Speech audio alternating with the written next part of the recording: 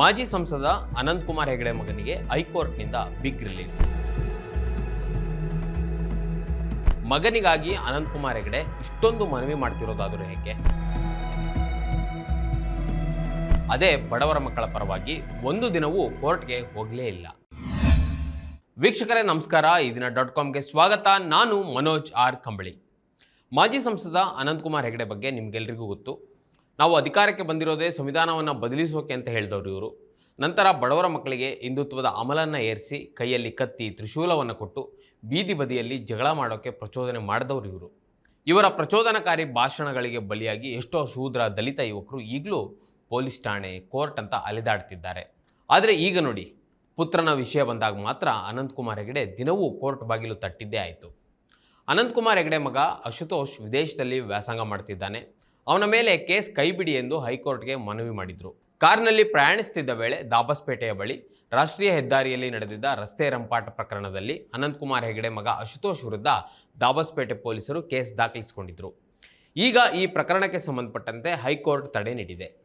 ನಮ್ಮ ವಿರುದ್ಧ ದಾಬಸ್ಪೇಟೆ ಪೊಲೀಸ್ ಠಾಣೆಯಲ್ಲಿ ದಾಖಲಾಗಿರುವ ಕ್ರಿಮಿನಲ್ ಪ್ರಕರಣವನ್ನು ರದ್ದುಪಡಿಸಬೇಕು ಎಂದು ಕೋರಿ ಅನಂತಕುಮಾರ್ ಹೆಗಡೆ, ಶಶಿಧರ್ ಬಿದ್ದಾಡಪ್ಪ ಮತ್ತು ಮಹೇಶ್ ರಾಜು ಶೆಟ್ಟಿ ಸಲ್ಲಿಸಿರುವ ಕ್ರಿಮಿನಲ್ ಅರ್ಜಿಯಲ್ಲಿ ಅನಂತಕುಮಾರ್ ಹೆಗಡೆ ಮಗ ಅಶುತೋಷ್ ಅವರ ಹೆಸರನ್ನು ಕೈಬಿಡಬೇಕು, ವಿದೇಶದಲ್ಲಿ ವ್ಯಾಸಂಗ ಮಾಡುತ್ತಿರೋದ್ರಿಂದ ಪಾಸ್ಪೋರ್ಟ್ ಸಮಸ್ಯೆ ಆಗ್ತಿದೆ ಎಂದು ಹೈಕೋರ್ಟ್ಗೆ ಮನವಿ ಮಾಡಲಾಗಿತ್ತು. ಇದನ್ನು ಪರಿಗಣಿಸಿದ ಹೈಕೋರ್ಟ್ನ ನ್ಯಾಯಮೂರ್ತಿ ಎಸ್ ಸುನಿಲ್ ದತ್ ಯಾದವ್ ಅವರಿದ್ದ ಏಕಸದಸ್ಯ ಪೀಠ ವಿಚಾರಣೆಯನ್ನು ನಡೆಸಿದೆ.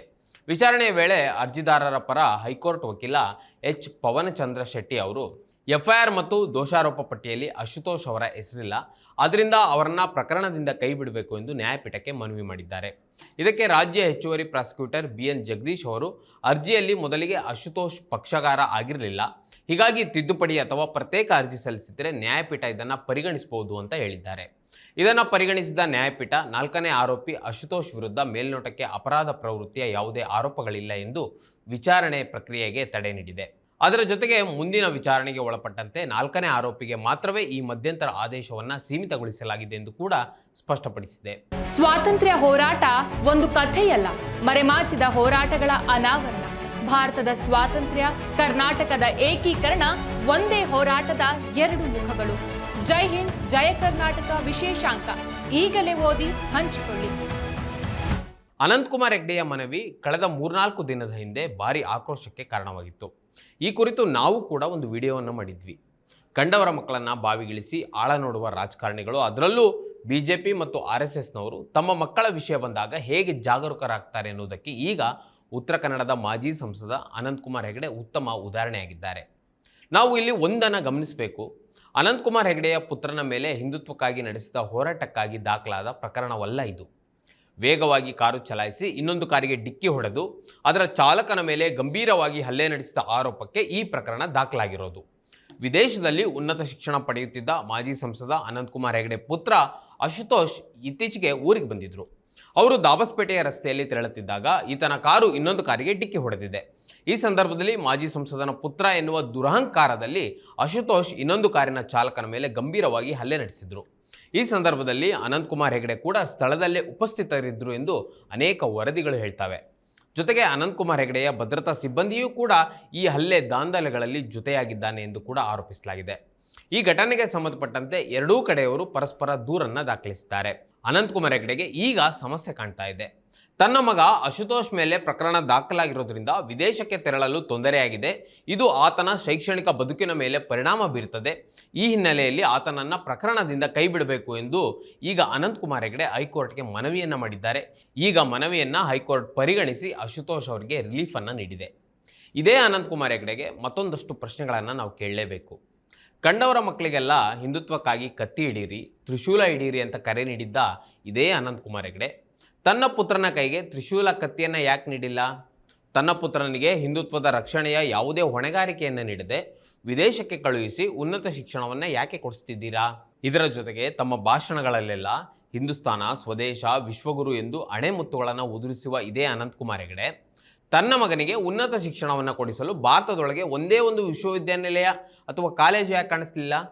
ಈಗಾಗಲೇ RSS ಸಂಘಟನೆಗಳು ಕಟ್ನಿಲ್ಲಿಸಿರುವ ನೂರಾರು ಗುರುಕುಲ ಶಿಕ್ಷಣ ಸಂಸ್ಥೆಗಳು ಭಾರತದಲ್ಲಿರುವಾಗಲೂ ಅನಂತಕುಮಾರ್ ಹೆಗಡೆ ಮಗ ವಿದೇಶದಲ್ಲಿ ವ್ಯಾಸಂಗ ಮಾಡಬೇಕು ಎನ್ನುವ ಇಚ್ಛೆ ಯಾಕೆ?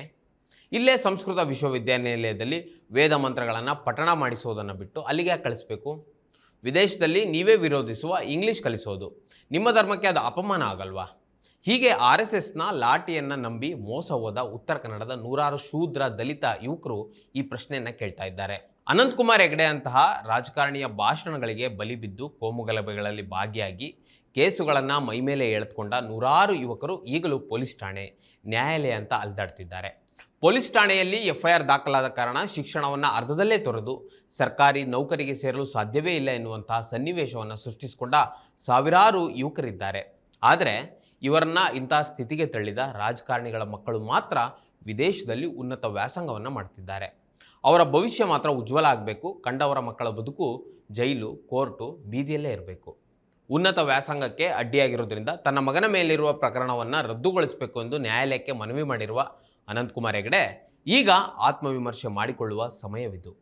ವೀಕ್ಷಕರೇ, ಈ ವಿಡಿಯೋದ ಕುರಿತು ನಿಮಗೇನಿಸ್ತು ಕಮೆಂಟ್ ಮಾಡಿ ತಿಳಿಸಿ.